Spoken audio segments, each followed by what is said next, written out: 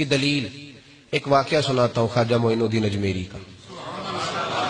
عطائے رسول ہند الولی حضرت خواجہ معین الدین اجمیری رحمت اللہ تعالی علیہ. میرے حضرت صاحب فرمایا کرتے ہیں ہم کٹر قادری ہیں، پر ہم کھل کے یہ بات مانتے ہیں کہ ہندوستان کے بادشاہ کا نام معین الدین اجمیری ہے.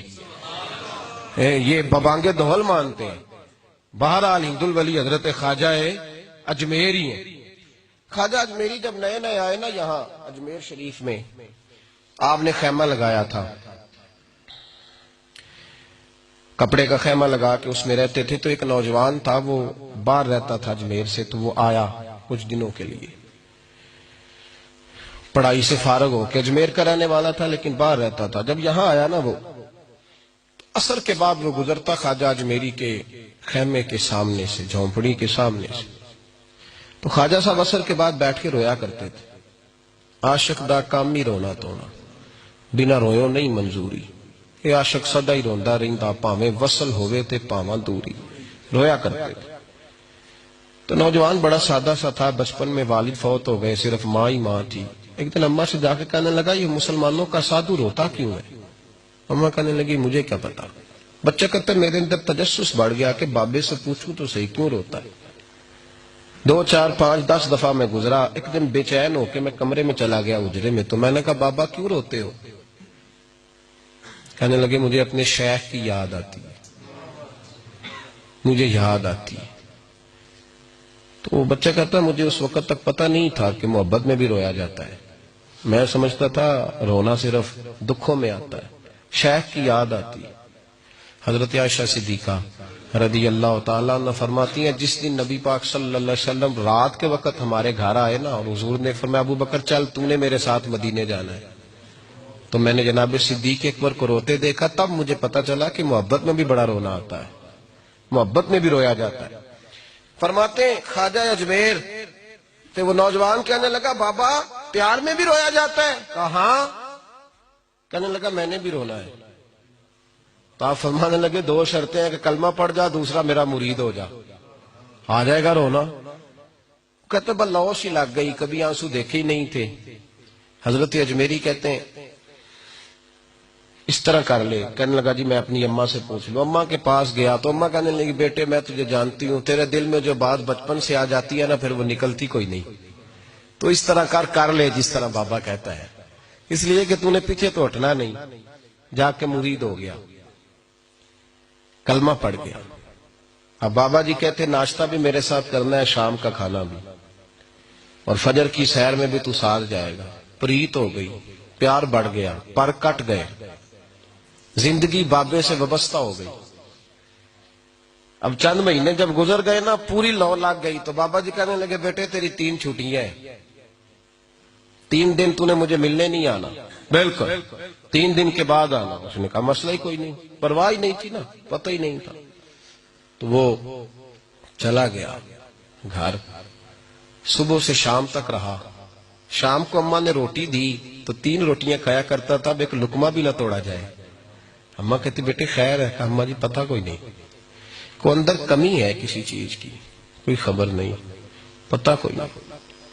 خواجہ صاحب رحمت اللہ تعالی علیہ کا وہ مرید اماں بار بار پوچھتی لیکن کوئی بات ہو تو بتائے نا. کچھ نہیں اماں کوئی نہیں.